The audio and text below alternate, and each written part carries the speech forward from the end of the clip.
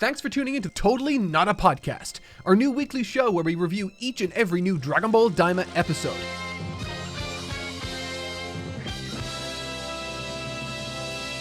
Welcome back to another Totally Not a Podcast episode. I'm still AJ, Mark is still Mark, but actually this week Tyson is totally not Mark. How's everyone doing? Brilliant. How does everyone here feel specifically about Karin canonically no longer being considered one of Goku's friends? So they true. Just cut that boy out.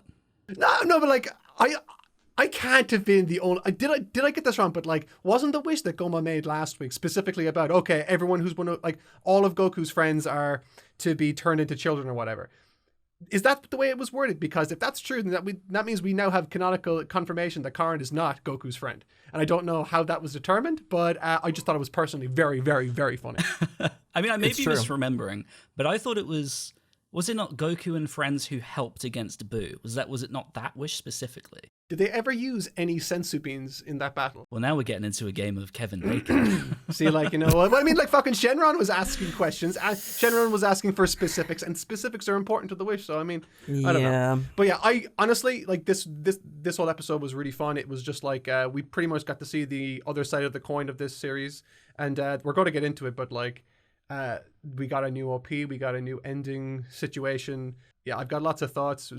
I actually got a little emotional watching this new OP. It wasn't at all how I thought it was going to be, but I think I've maybe listened to it about 40 times since it aired. So it does drill its way right into your head. Diving into the episode then, we kick off with one of the funniest revelations I think we've seen from Dragon Ball in a very long time, which is to do with Shenlong and his wishes and his slight preference for certain people.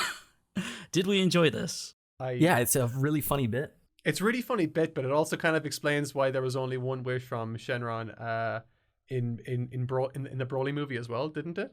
I mean, technically it does.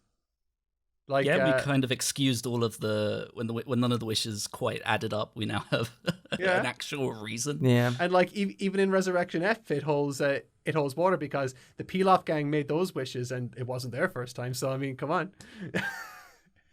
Well, they weren't first timers, were they? Isn't that like no? But didn't they only get one wish in Resurrection F? Yeah, but that still holds water. It's like, you know, maybe Shenron must like their vibes. I don't know how it works really, but like, they're technically it still technically holds true. They aren't first timers, and Shenron was not wrong. So like, I love how this show is just full of those like Toriyama moments where it's like, I mean, it's technically correct, so I mean, it's fine, no? Yeah. So like, all that kind of stuff I just thought was really fun. It still wasn't the funniest part of this episode, in my opinion. I think maybe you know what the funniest part of this episode was, but if you don't, I'll mention it as soon as you talk about it because it actually got a full belly laugh out of me. It might have been one of the funniest Dragon Ball cutaways that I've maybe ever experienced. So yeah, it's very good. But that particular gag with Shenron, very funny. Yeah, that really screamed Toriyama to me. It reminded me so much of like when you go down to like your local kebab shop and like the boss man in there is like, yeah, you know, for you, my friend, extra, no problem. You know, you come here all the time. Like, I always enjoy Shenlong having more personality than just this like big demon. Well, not demon, but you know, big spooky dragon. Yeah, absolutely. Yeah, that will always get a laugh out of me. He was great. I think what has really stood out to me a lot across these two episodes is that the writing feels very tight. I think oftentimes in Super, not to turn this into a whole Daima versus Super thing, but I think often in Super you would sometimes get please. These, we want blood. you would always get these sort of lore drops that then wouldn't get expanded on to handle some of the technicalities that you know the average person doesn't care about but does matter. And I think this episode, aside from you know the Shenlong stuff, also does a really good job with something that it revealed only one episode ago, which is Neva's ability to restore the Dragon Balls. A lot of people were like, oh, he can just spam wishes now, right? And then it just immediately it's like, no, he can't do that back to back. Like it covers itself completely from the get go. And I really like that tight writing. Yeah, no, it's funny, right? I decided to take notes this week because I wanted to make sure that everything that actually, you know, really kind of made an impression on me was written down. The first thing that I wrote down after, you know, Goma expressed concern of like, wait, I don't get more wishes was like, why didn't just Neba just like, you know, get the Dragon Balls again? But immediately, like you said, right afterwards, it just gets corrected, it gets dealt with. So there's no kind of like guesswork. You're just like, oh, okay, that I guess that's how it works. And it's like, you know, it becomes less of an issue. On the writing front, there's like a narrative kind of like I feel like this episode, where the first one was like sort of setting the dinner table for the big bad, this new character that we've been introduced to. This episode very much felt like we're setting the table for the main cast, where they've almost been split up into two parties. But before we get into like the nitty gritty of what specifically happens in the episode, we do have Tyson, and Tyson knows, like, everyone knows AJ is like really the guy for animation and all that kind of information. I'm sure he'll have plenty to say about that later on. But one thing before we actually get into the story proper, we did get a new OP, and I would love to know what Tyson thought of the new OP song. Well, we heard the OP last week at the end, but, like, at least. Is this not the first time we see it in its entirety? No, yeah, this is the first time we've seen it, including the visuals and all that. We also got a new ending theme. Yeah. The visuals on that are really great. I'm not as big on the music for the ending theme.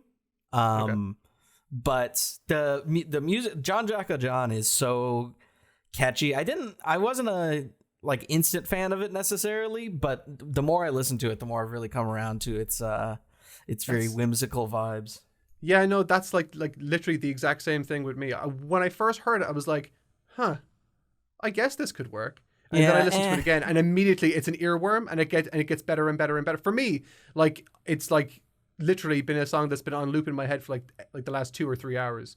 But one thing that I saw that was, I'm not sure how accurate or relevant this is, but one thing I noticed that I thought would have been, oh, that's really cool, is someone under the comments of the video that I was watching. It was uploaded to YouTube. I'm not sure by who. It might have been a Toriyama official, a Toei Animation official channel.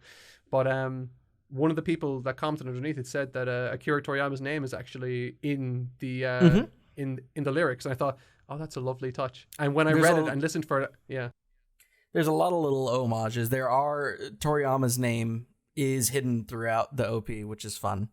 There's also kind of a visual motif for both the opening and the ending of the We Were Angels feathers, which obviously, like, for We Were Angels, it was like taking like iconography from a Toriyama drawing of when Goku died and kind of expanding on it as like a visual motif for, you know, Goku's gone. We've entered like the era of Dragon Ball without Goku for as long as that lasted.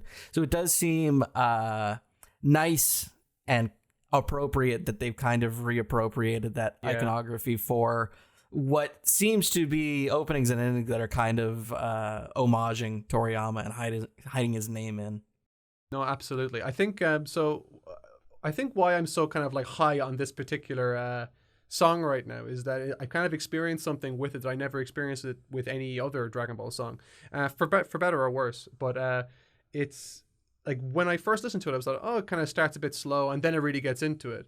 But when I noticed that in like the first 40 seconds, Akira Toriyama's name is spoken, and then it like the first 40 seconds, 50 seconds of the song feel kind of like almost melancholic, and then it kind of says like, you know, a new story is about to begin after Akira Toriyama's name is said, is like, this is like his final gift, and then it gets into the big bombastic finish saying, you know, Jakajan or whatever the lyrics are, but it all feels very uplifting, and like, here we are ready for one last Toriyama adventure. And I was like, oh, I got chills when I was watching it, when I made those connections in my head, whether it was intentional or not.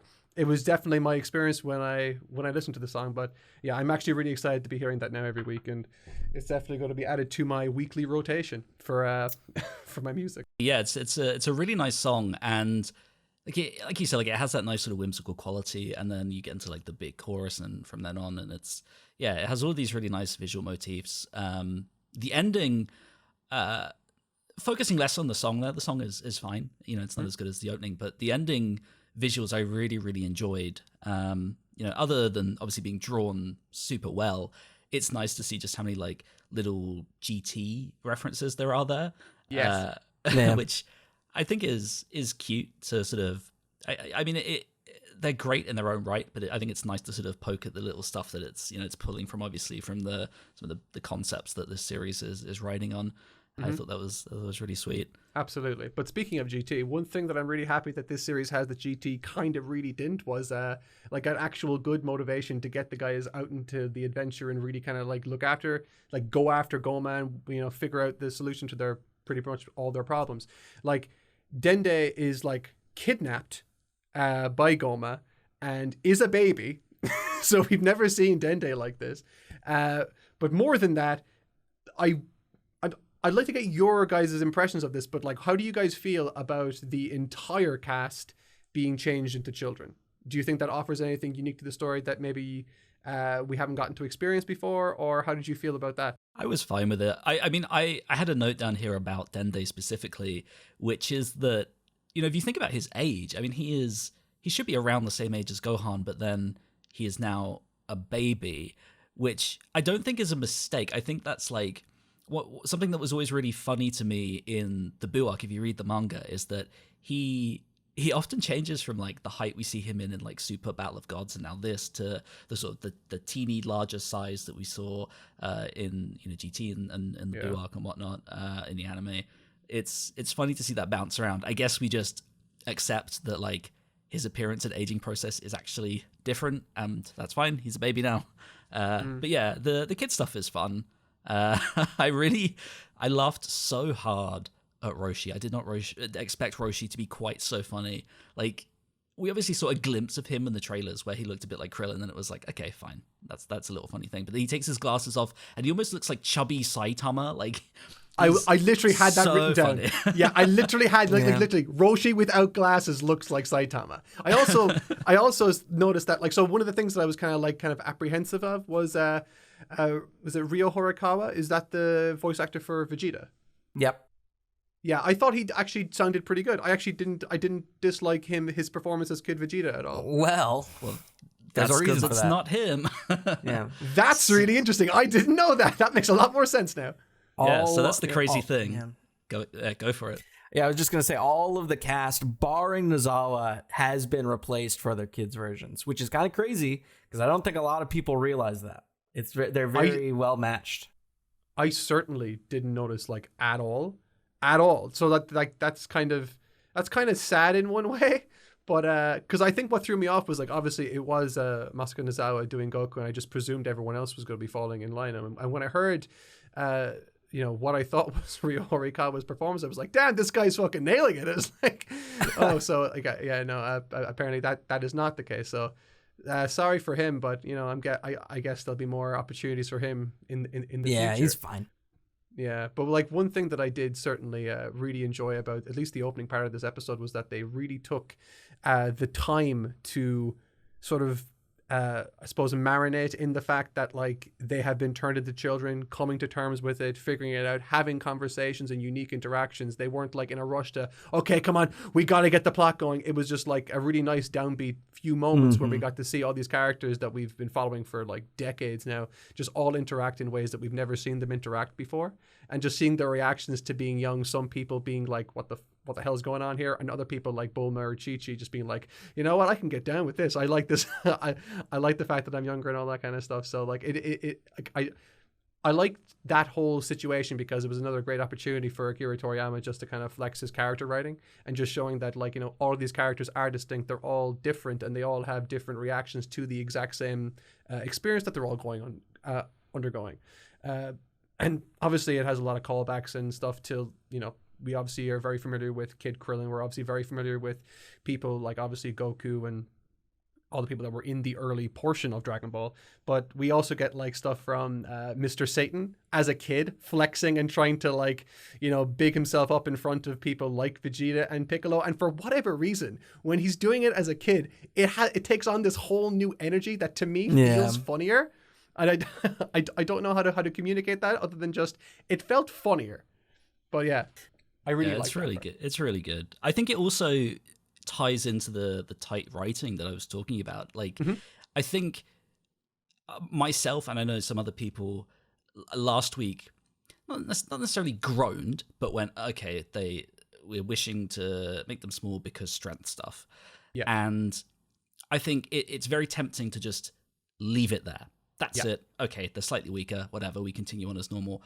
Like you said, we actually explore that in this episode. We get to see that everyone is struggling with this new size. It's not just, okay, this invisible power level number has decreased. It's, we're struggling to fly. Our limbs are different lengths, so it's hard to know how to hit things. Like, that was my favorite thing. That was my favorite thing. Yeah. Like, obviously going into this, like, I don't know how you felt, I'm gonna say, but like, one of the things in my mind was like, okay, we're going to do the whole thing. This is going to nerf them. How's this going to play out? Is it going to inform anything in the story, or is it just going to be like this restrictor that will be hanging over the entire tale while we just, have to just make good and just, okay, whatever, it is what it is. But when Goku tried to obviously there's like, just to catch us up in the context of the situation, they need to get to the demon realm or whatever, and Bulma is now fixing the ship. All of these restrictions that are now on them serve a purpose. Like, Goku can't just use instant transmission to get somewhere. Now he has to rely on the wider group to solve the problem. And immediately I felt like, we're going back into old school Dragon Ball, but not just in a visual capacity, in a way that actually gives everyone in the cast that little bit more of a nostalgic energy. Like, Bulma has a greater utility. Obviously you have, like, characters like what's his name? Kibito then using his power to go to and fro. Like, it's not just the Goku show anymore, and he has to rely on other people. There was obviously then the time limit of, okay, Bulma needs 10 days to figure out this thing. And during the first 2 days, what is Goku doing? He's training and trying to figure out a way to kind of like, fix this particular, combat issue he has. And when he gets to the point and just like, is trying to like, test his strength or punch a pole, he comes up short. And that makes total sense, because it even plays into what, Dragon Ball Super was trying to do with the whole thing about muscle memory and just understanding your own body such that you don't need to think anymore. But Goku's in a completely different body now. And so obviously he's going to have old habits that will invariably make his time fighting so much harder. And when it came time for him to solve that particular reach issue, I was like, that's a great idea. And obviously then it kind of led to one of the funniest cutaways I've seen in the entire series. Which is he goes to get the Nyoibo.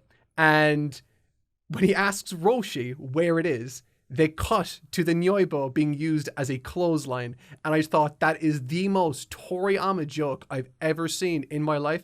And more than that, I wasn't expecting it. And I was just bending over laughing the entire time while I was watching it. It was such a good joke. Absolutely destroyed me. Like, there are certain jokes where you just know that is a Toriyama joke. That is not coming from the mind of anyone else. That is a Toriyama joke, and it obliterated me. Yeah, so unceremonious. So yeah. Also the cut of Goku trying to fly the second time, where he's like, no, I think I can do this, and he goes to fly, and it's just him like very slowly animated flipping, doing like flips in the air as he fails. That really got just something about how like awkwardly like chubby that animation is that killed me. No, absolutely. Again, like, like you just, it's this limiter that's been put on the entire cast that I was sort of worried about. Ended up being my favorite part of the entire episode, because it informed so many different character moments. It informed how they're going to go about solving this problem, and it just involved everyone. It like even involved Karin, and I just think the implication of him not getting younger is just so funny, with just him technically then not being. Yeah. I don't know. I just think that's when I watched it, I was like, shouldn't he be like a kitten or something, or and like, where's Yajirobe, and just like the different things like that. Yeah. But I do wonder. I do wonder if the bit where Goku goes to like kick the pillar and can't reach, that whole segment, I do wonder if that was also a Toriyama thought, mainly because it feels like him actively like bitching to the audience about why he aged Goku up.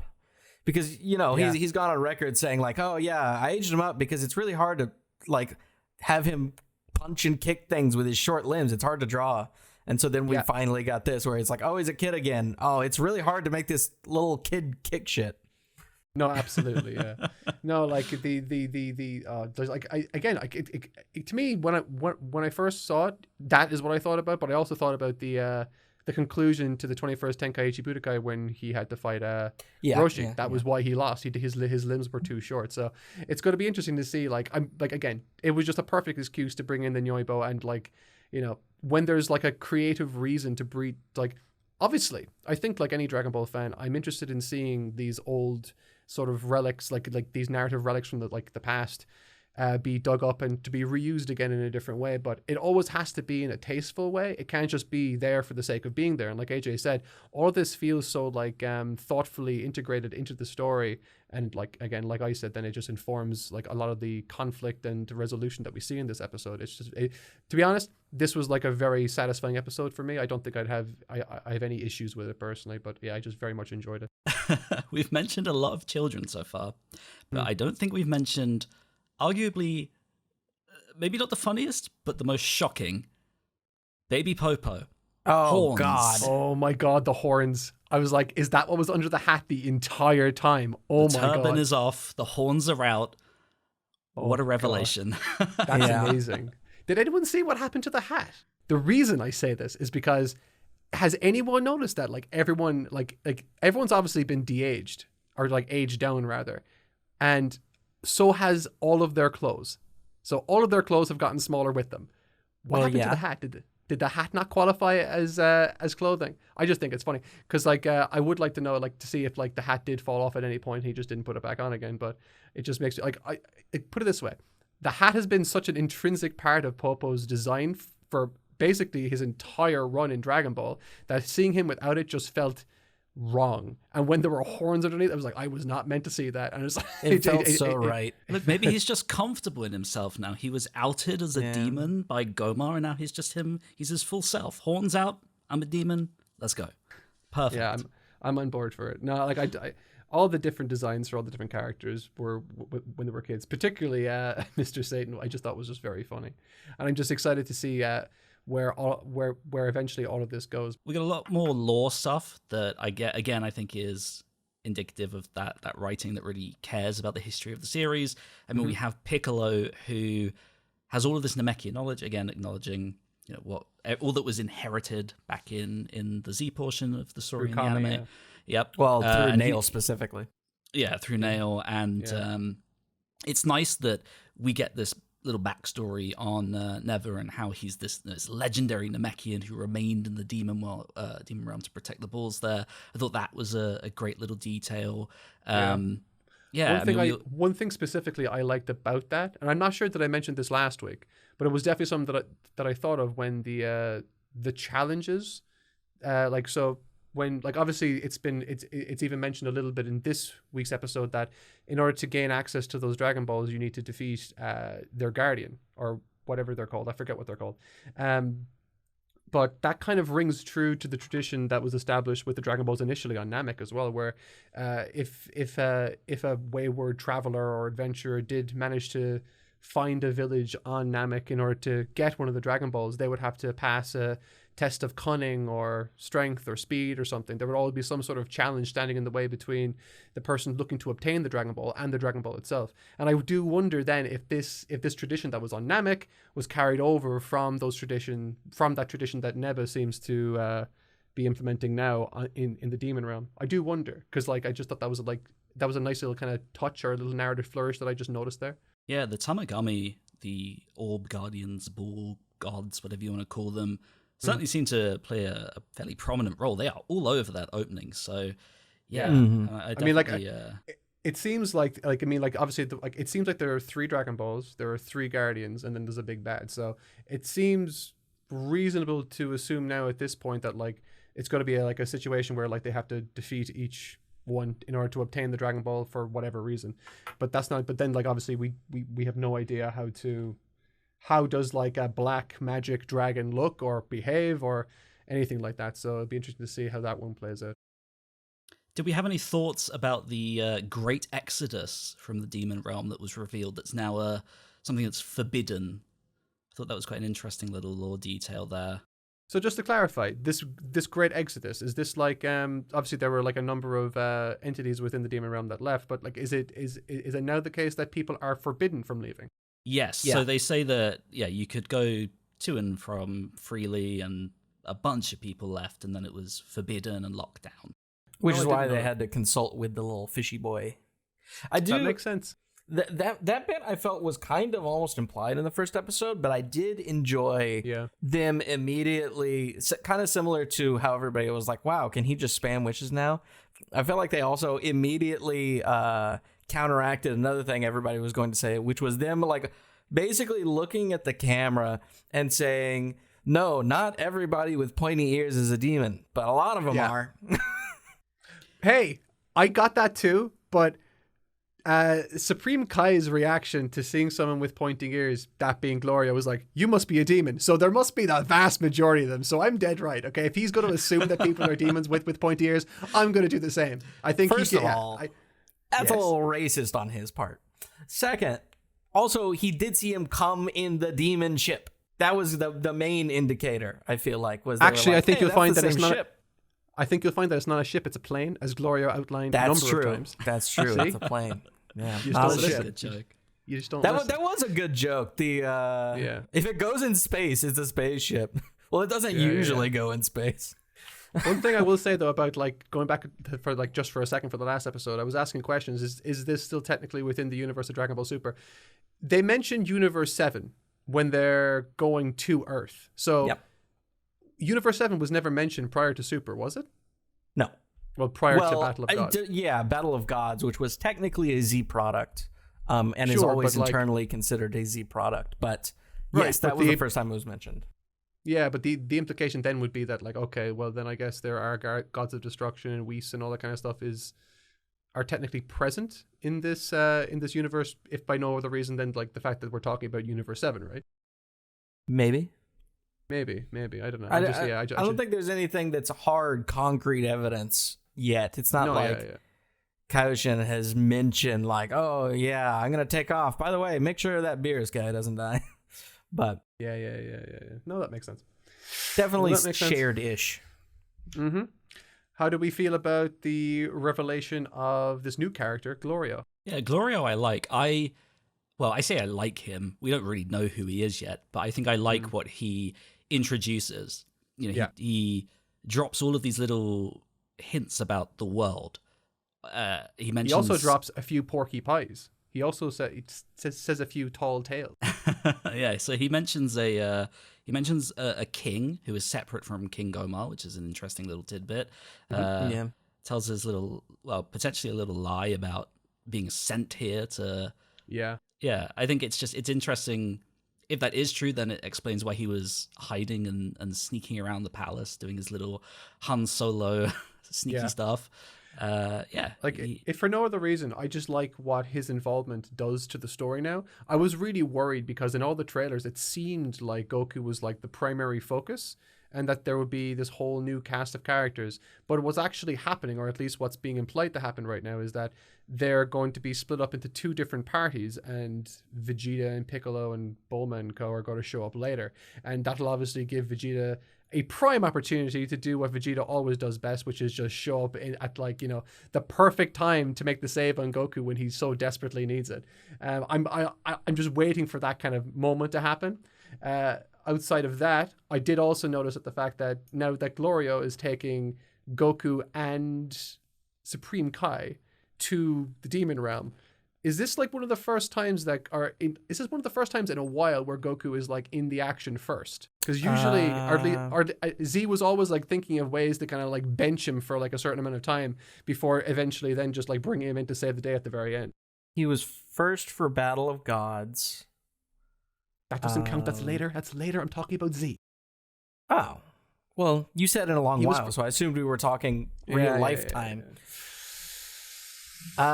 Z? He was first for Raditz. He was late for Vegeta. He was late for Frieza.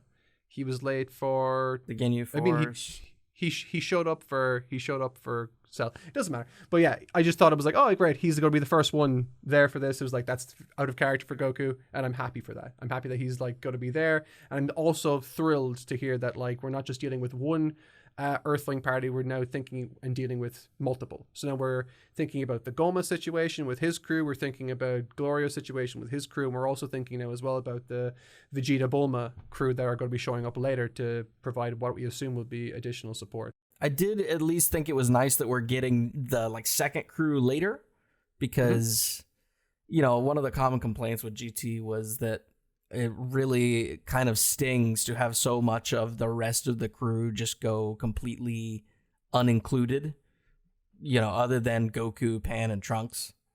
And so we're kind of getting some of that early on, I would assume, in Daima, where it's just going to be Goku, GLORIO, and Shin, and that other, and Pansy, who we've seen now in the opening, but not in the actual show. One thing that I'm happy that he isn't, because again, I'm not sure if anyone else felt this way when they first like maybe saw some concept art or whatever online, that like I kind of like, oh, is this going to be like a Trunks kind of like situation where he's like he felt like this version's Trunks, and I was like, no, he's definitely his own character. He definitely feels very distinct again to everyone that we've seen so far, and I'm very pleased so far with his introduction and the fact that he has this little kind of air of complexity where we aren't sure if he's trustworthy and all that kind of stuff. Is he playing both sides? Is he being sort of like this kind of anti-hero character? But I suppose we'll see once they get to the Demon Realm. Yeah, we did also see, at least in brief in the opening, I think, we did see what is presumably Dabra's dad, Abra. Yeah, he's like fat Dabra. He looks funny. I do wonder how much of him we'll get, because he's been name called. He's in the opening. Are we like? You have to assume he will be a part of this at some point in the future. Whenever I look at these stories, or whenever it's something that I can't turn off as well. It's something I'm very I struggle with, is figuring out how to just sit down and enjoy something with my mind turned off. And so whenever I'm looking at something, I'm always thinking, okay, how is this going to play out in the future? When I'm seeing things like how Toriyama is navigating and implementing the secondary cast to have their kind of like direct involvement to inform the story moving forward, I'm thinking, okay, how's this going to happen? This is why I think at some stage in the future, Vegeta's just going to show up when Goku's like about to be taken out by one of those like Tomogachi or whatever they're called, those Dragon Ball Guardians in the Demon Realm. There's going to be a situation where he's going to be down and he's going to need to be saved. But that could very easily be a GLORIO moment as well. There's going to be a moment, I feel, there has to be, because he has a sort of dishonest nature about him. That means that there's a little element of poison that in his character that will surface eventually. I feel like there will come a time where he's going to have to either choose a side or just bow out entirely, and it could go either way. I hope it's compelling. I hope it's competently done. But so far, it's like the series has really filled me with a lot of confidence. I'm just curious. Do you have any kind of thoughts on where you think his character could ultimately go? Where where we're going to be going in terms of story structure and all that kind of stuff? Do you have any ideas or thoughts or theories, or are you just are you very much the kind of person that just wants to just see it how it plays out and not weigh in until much later? I think it's a little bit of both, where on the one hand, we just don't have enough information about him yet, or Pansy. You can kind of get their general vibes. Like, it's clear that GLORIO is kind of like the stoic, like edgy teenager. Like, he very much has teenager vibes going on. And then Pansy seems like the upbeat, like ray of sunshine that might have some spice hidden under there. But I mean, if you squint and just kind of blur your vision a little bit, you do see the GT DNA there. You got Goku, Kid Goku. You've got the slightly edgy teen figure who is much taller than everyone else in GLORIO, and then you have the female child girl who is all bright and bubbly, but maybe has something else going on. Like, it's, if you squint hard enough, it's there. That's one of the things though from the opening that I thought was really cute. It was it's something I didn't consider. Another big kind of a narrative thing that's in GLORIO's favor is that because the entire cast now is children, he's basically this de facto babysitter dealing with all of these fucking 6 and 7 year olds just trying to get his shit done. Like, there's a point there's a point in the OP specifically where all of them are walking across the street and GLORIO's just kind of okay, we're walking this way, I guess, kind of thing. Because obviously Goku has the impulse of a 2-year-old, regardless of how how old he is technically. So I don't know. I just think it's been really It's been really fun. I'm just really excited for next week because we're finally getting to go to the demon realm. But in terms of setup this week, I just think I got everything that I could have ever wished for and more. I do very, very much, especially after this episode, I very much feel / theorize that these first 2 episodes might have initially been planned to be dumped at once. Because, of course, we know that originally Daima, which was originally titled Magic, was meant to be a web series. And I was kind of thinking about this when watching the first episode because it's paced kind of oddly, even with the opening stuff with all the flashback. Even if you got rid of that, it's like very little for a first episode. We really haven't seen something like that since the first episode of Z was Gohan getting lost in the forest. I could definitely see a world where Daima / Magic was originally, since it was going to be a web anime, it could have been intended to be either these first 2 episodes released together or maybe released binge style like Netflix. Which would make kind of the structure of these first 2 episodes make sense, because these first 2 episodes really function together as a like first episode, like establishing action type situation. No, absolutely. I just saw a comment there and it gave me an idea. Because like, okay, so this comment reads, impressed at the restraint to not have Goku use the Nimbus again. They actually choose character over nostalgia. This kind of comes back into the whole thing that I was saying though about the implementation of the Nyoibo. It serves a purpose that was established after an established conflict Goku encountered. Goku had spent 2 days solving his issue with flying, therefore there's no need to get the Nimbus Cloud. So that's great, but he didn't solve his problem with his short limbs, so therefore he gets the Nyoibo. It's like the Nyoibo is there specifically to fulfill a narrative need, and the Nimbus Cloud didn't show up to scratch a nostalgic itch. And that specifically is why I have full faith in the rest of this series, because of that one decision. It's just, that kind of stuff I'm hugely on board for. A lot of people have been commenting about like, Gohan and like, it's strange that he hasn't been mentioned yet. He has been mentioned. He was mentioned once. And I feel like it could be a Chekhov's gun where like they make a mention of him, but he's still the only character we haven't seen in baby form again. And I think that could also be because he's going to make a save later on, or he's going to play a big role, and it's going to feel great because he's one of the few characters in this series that we have seen as a kid and really liked as a kid. Like if we don't get to see a kid Gohan like he was during the Saiyan invasion or on Namek, it would be on Namek actually, wouldn't it? Because wasn't he 5 or was he 4 during the Saiyan invasion? He was 4 during the either during the invasion or at the very beginning of Z, if I recall. Either way, well, somewhere around there. Well, no, because like didn't they say first graders? So first graders would be 6 or 7, right? Yes, kindergarten's 5, at least over here. I don't know if it's different in Japanese schools. Regardless, I feel like the fact that we know what Gohan's character design looks like during that age, and it's also a fan favorite of him during that age, I can't imagine them mentioning that he's not there, everyone undergoing this massive transformation, knowing us knowing also in our heads that he's undergone that transformation too, and they're never going to show him. That's not going to be the case. They're definitely going to have to show Gohan at some point. I would be so surprised if they showed him.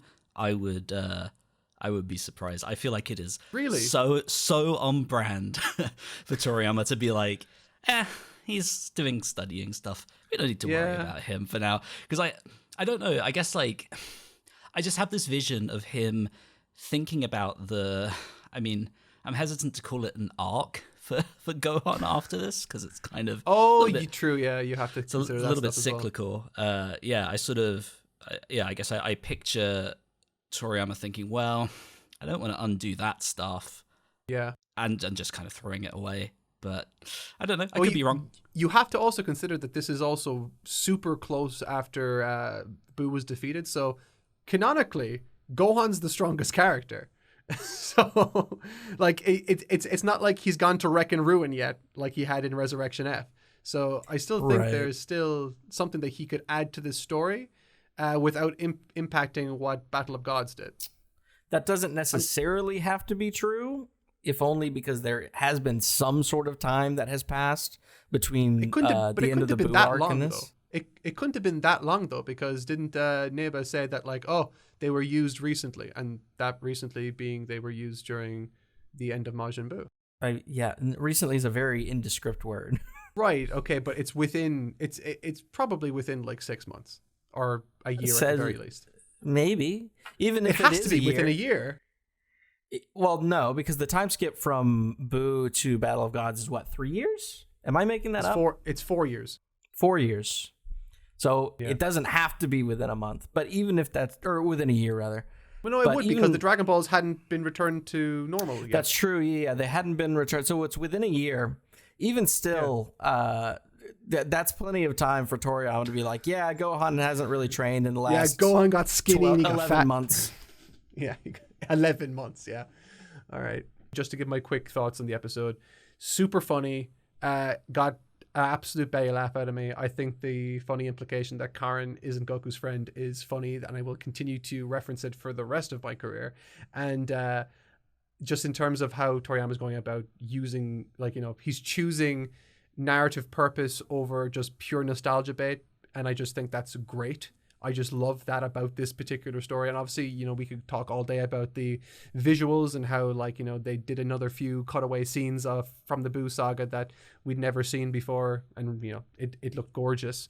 But yeah, just seeing everyone as kids, I feel there's like such a unique opportunity here for some really great storytelling, both emotional or otherwise, with everyone in the crew being children. So I actually am very excited to see where we go next week, because it seems we're going to the demon realm. So that's true. Right. The only thing, the biggest thing that I feel that we're overlooking is the actual best joke, running joke of the episode, which is Bulma using Kibito as her Uber Eats driver, which is extremely funny. I laughed every time. I don't know. I genuinely think that this would have been such a great two-parter, and this being the second half of it. It's just such a funny, so many funny jokes. The Nyoibo being the clothesline for Roshi is just, it just oozes with Toriyama, and I just I could just see him obsessing about the framing of this joke and everyone getting frustrated with him.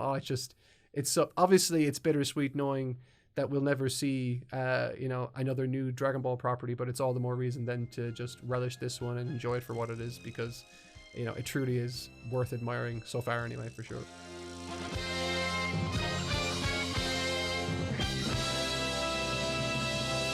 Okay, it is time for the Q&A. We take super chats during our live streams every Friday, so if you'd like your questions answered, be sure to tune in then. But for now, here's what they had to say.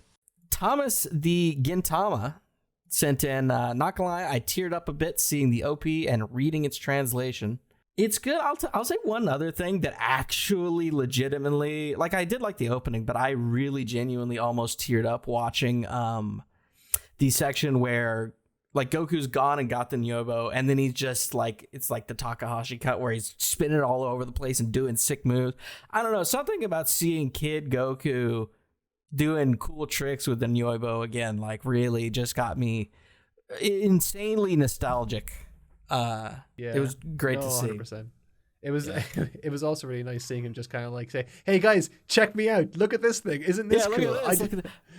The whole episode, actually, I was getting really strong, like, "Hey mom, look at this" vibes from Goku, where Piccolo and Vegeta and Shin and everybody are like at this table trying to strategize what they're gonna do. Goku's just in the background, like, fucking punching in the air, trying to break the lookout and shit. Yeah, it's like, look at this, guys. But the best part is that you're all, like, at least for me, I was always acutely aware of, like, this is just how Goku would act as an adult. It just takes on a different energy and air. It almost feels more fun and excusable when he's doing it as a kid.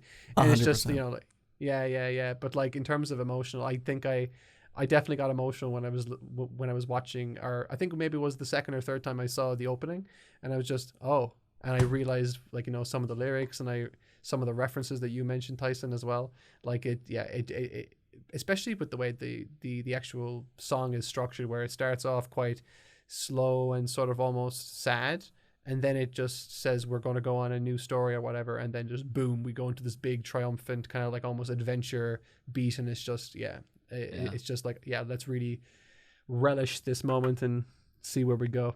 It's going to be great. Yeah, I think for me, the emotional gut punch was definitely that feather motif.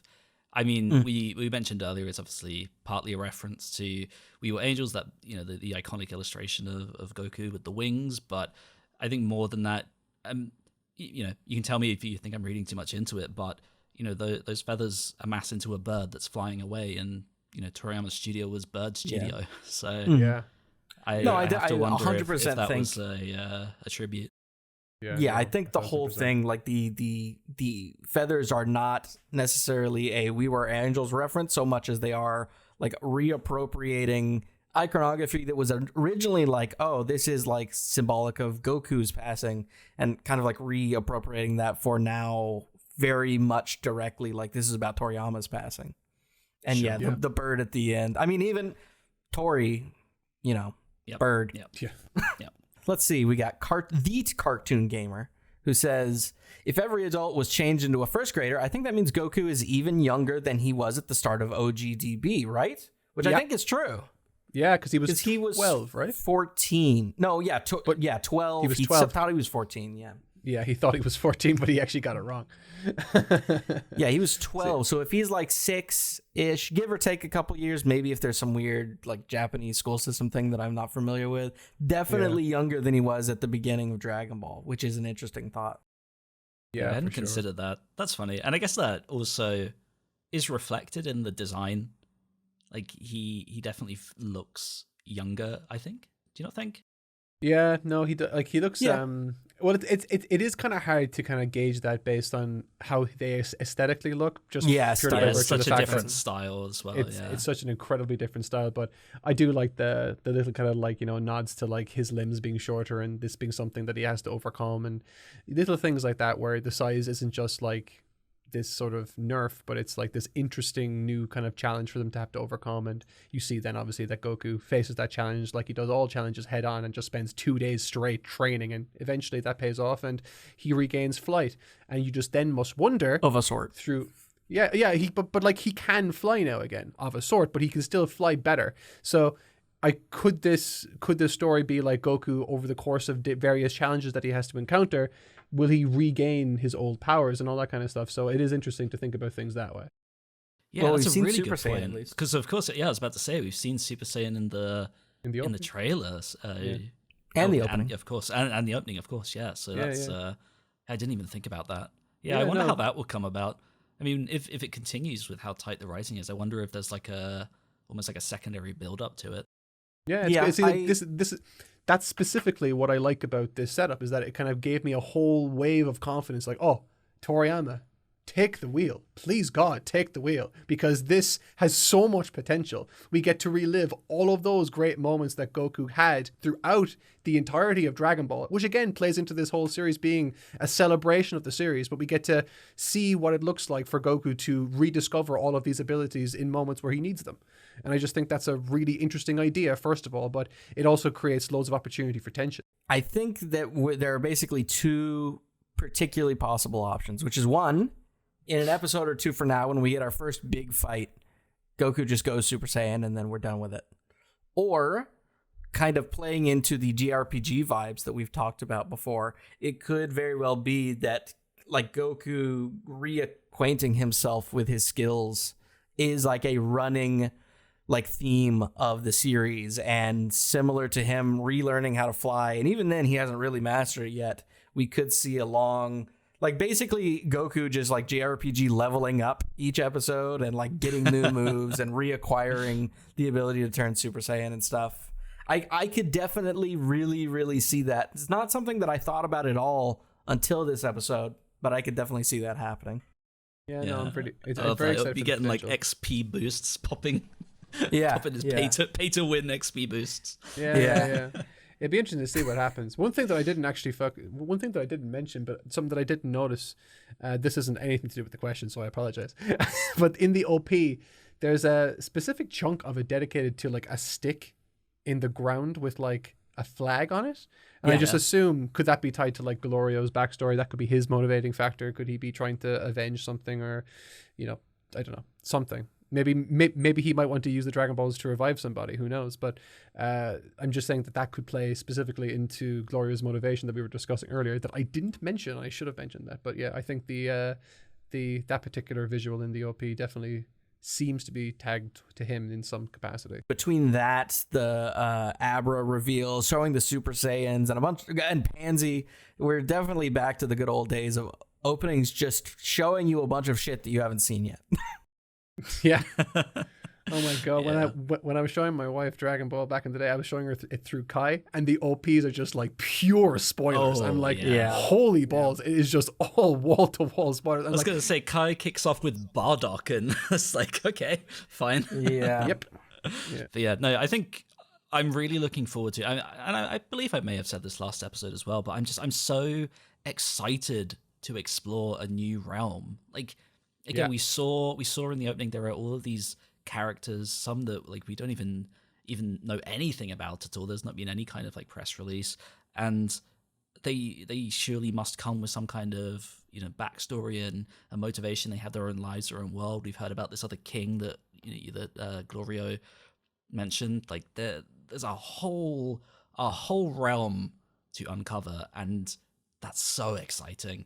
That's so much more exciting to me than just like, here's the next big bad. Like, it's like that's what Daima feels like to me so far. It's we're doing such a big expansion of the Dragon Ball world, which I think it's that thing that I love so much about Battle of Gods, how that ended, where it's like, oh, there's all of these different universes out there, and we can go and explore them. And of course, Super didn't really do that. We just kind of got characters from it. Whereas Daima, it's like, well, now we know this thing exists, which we obviously kind of did already, and now we're going to go and explore it and see stuff, and that's so exciting to me. Yeah, and the best part about that entire setup is that, like, while it does do exactly what you're describing there in that, it also doesn't put all of its eggs in one basket. We do have a big bad, and that big bad is used as like an inciting incident that kind of drives the plot forward, but we also get the added benefit of that exploration. We get to have our cake and eat it too. Goku would be so happy. Truly. Dark Cloud Uchiha says, what if the hat in his horn, referring to Popo, or what if the hat is his horn?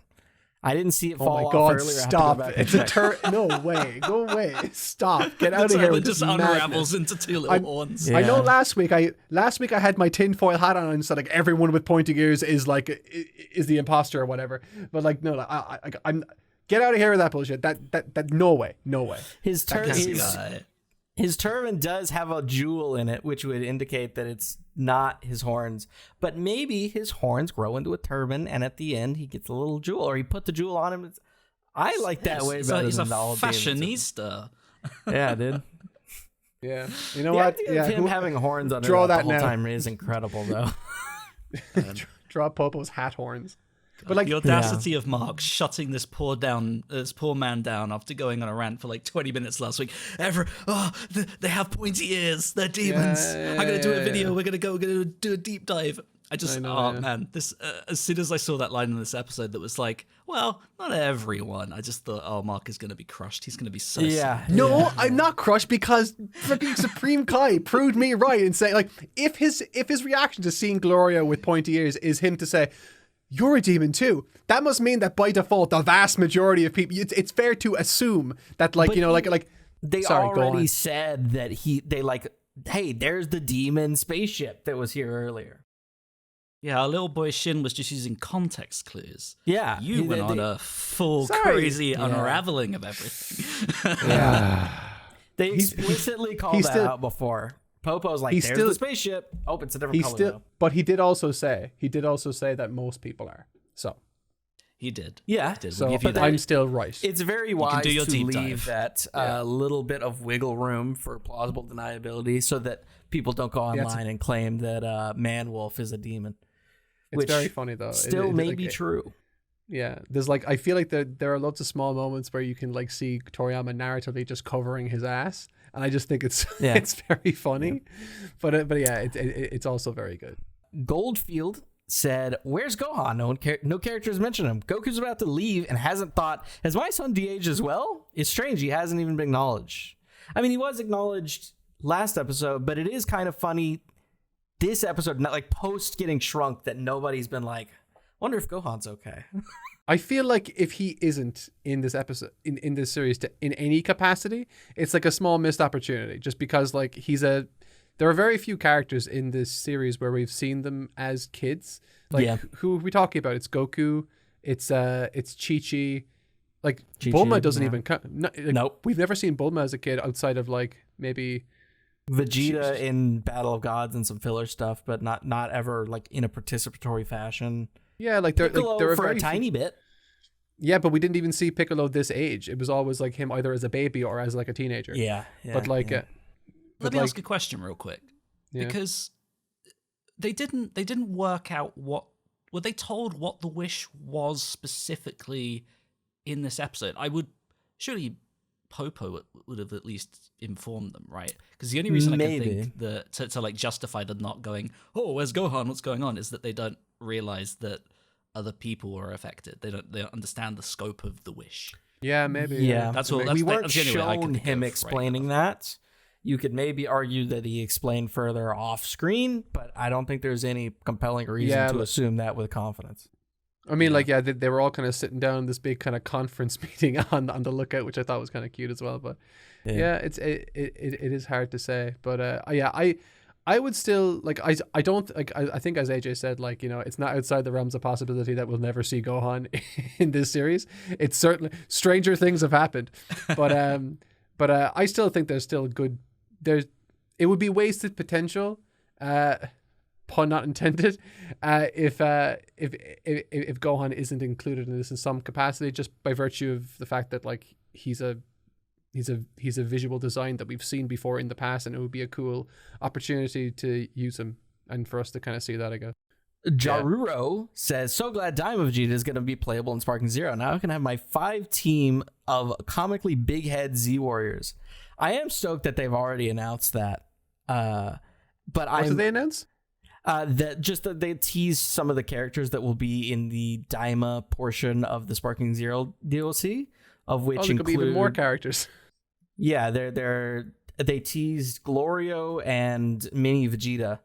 I'm interested to see. They probably won't. It probably won't happen. But it would be great if, when that Daima DLC comes out, they retouch the model for Daima Goku, because man, definitely the worst model in the entire game. Like, I saw that is familiar to me, because I did see that. I saw a Kid Goku floating around online, and people were saying that it looked cursed. All right, so yeah, I don't know what happened there, but yeah, did you say that GLORIO is GLORIO is going to be playing in Sparking Zero? Did you say? Yep. Oh, now that's interesting, because I'm so curious to see how his combat functions. Because I mean, is he has a gun? Does he have any martial arts? Is he just going to be like pulling out the gat? Like, what's his playstyle going to be like? By the time that DLC releases, we will probably be way, way, way more familiar with him, because we've already been given a timetable for the DLCs, and I think the Daima DLC is coming out. I can't remember if it's at the very end of this year or Q1 of next year, but the point is, it's coming out in quite some time, so we'll be at least 20 episodes familiar with him by the time it releases, or 15 or something like that. We're 12, I don't know, like 12 weeks familiar with him. Numbers are hard anyway. Yeah, it's difficult, but boy, I hope they retouch that Daima Goku model. Get ready. This is a new one. Kawaii Kindle asks, if you're totally not Mark, then who are you? Oh yeah. You know, one thing I will say about you, like, I deeply, deeply, deeply regret choosing that as my screen, like my YouTube handle way back when, because you guys can vet this claim that I'm about to make, but in every single video I've ever released, there's always someone who says some variation, and they think they're hilarious. They think this is such an original joke. They'll always say, if he's not Mark, then who is he? Hey guys, I think he is Mark. No, but you can't take... No. You cannot take that angle. You have to embrace it. You have to pretend that you have 800 IQ and you manufactured this name to bring in comments, to farm engagement, to bring in these super chats like what you just got. It's just the biggest brain move.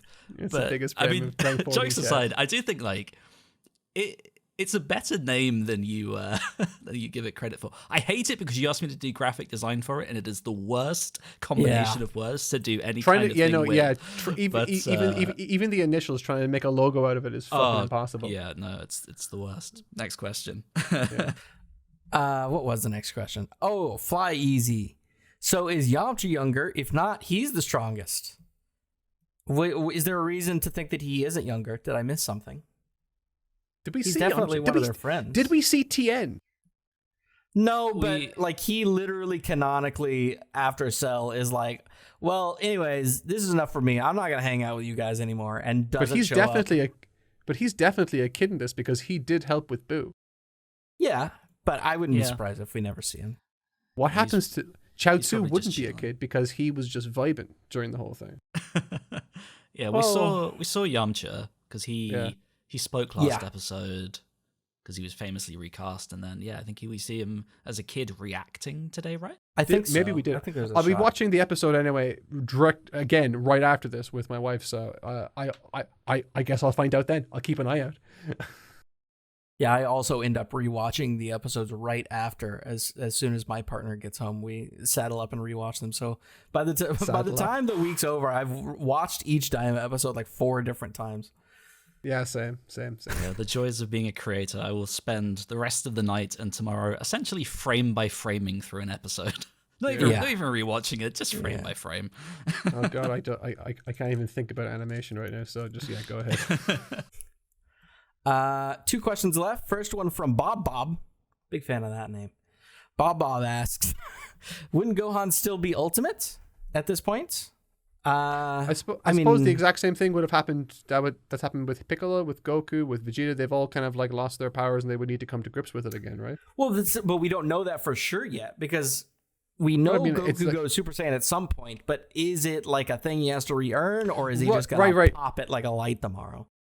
Well, I would be very surprised if it's something that he just happens to get. If for no other reason, then everything he's had to regain so far in this episode has come with struggle and effort. So it seems to be the case that everyone, once they've been made small, and this was the purpose of the wish in the first place, is nerfed, and they have lost control of their powers, so to speak. So if nothing else, Gohan is in a position now where he's a kid again, but he also needs to teach himself how to fight again. But he's also, unlike Goku and unlike Vegeta and all them, he had this like latent potential that was always there. So if he needed to get strong in a pinch, we know he can do it. He's got that in the locker. Except he won't be included because Toriyama said so. Except he won't be in. You're really blackpilling me on this whole thing. So like, I still will hold out hope that we'll get Gohan in this at some point. But here we go. I'll be happy if it does. I love Gohan, but I will be surprised. Yeah. Okay. Final question. Oh, go ahead. Okay. Maybe because this was designed to be an anime, and Masako Nozawa is doing Goku's voice. What would would there be a big enough difference between Kid Gohan and Kid Goku? 100%. Okay. I would like to see that though. She plays them quite differently. They also have very different accents, which is something that's harder to pick up for us as like international viewers, but it is still there. And she does also voice them slightly differently, different intonations and that sort of stuff. Yeah. Final question from SSG George or Jorge, depending on where you are. He says, could the reason that the demon realm and its inhabitants are not brought up to participate in the tournament of power is that the demon realm exists outside of the universes, technically not being a representative of Universe 7? I mean, I think that's twofold. One, it seems to me, at least, I don't know about you guys, but it seems to me that even if Daima is technically compatible with Super, it doesn't seem interested in entertaining Super's thoughts at all, really, other than a brief mention of universes. Yeah. But we shall see, though. I do think it is interesting. I think we talked about this a little bit last week, but the idea that like the demon realm is like there's not one per universe, it's just like its own separate entity is really interesting. because I don't know, that's not something that we've ever seen before. Ever since universes were invented, it was just, oh, here's universe 6, here's universe 7, and oh, and then there's this over there. But now we've got this separate entity disconnected from all of them, which makes it feel, I don't know, more special than the whole multiverse thing, which also kind of plays into what we were talking about earlier, where that was just kind of floundered and super, and nothing ever really came of it. We didn't go and explore any of them. Well, I just see a comment there, and I have to make mention of it. How Goku will eventually get the Super Saiyan form is that he just needs to focus on the tingle in his back. There you go. That's true. That's the answer. Yeah, he's got to think about the tingle, brother. True. Yeah, but his back is smaller now, so maybe the tingle's in a spot he's unfamiliar with. You never know. I'm open to all possibilities. Tingle in the back, Gohan, sign me up. Let's go.